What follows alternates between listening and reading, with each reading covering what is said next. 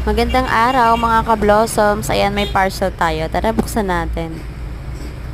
Ang in-order ko ay mini mobile phone para sa mga client or customer ko na tumatawag para hindi mag-lag yung cellphone ko, yung touchscreen. So, dito ko na lang nalagay yung isa kong SIM card.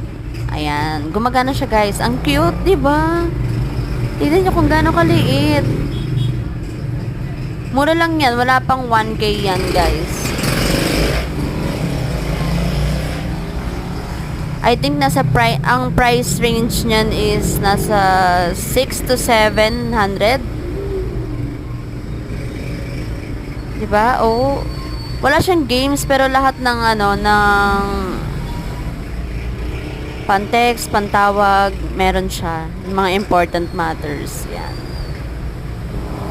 Meron siyang previous, meron siyang charger. Type-C po yung charger niya, guys. Tapos meron siyang pantali sa para pwede siyang ipakwintas in case na may tatawag, madali nating maririnig. Ayan. Swak naman siya. Medyo matigas lang. Ayan. Meron siyang tatlong kulay. White, navy blue, at saka black. Since black lover ako, kaya black yung pinili ko.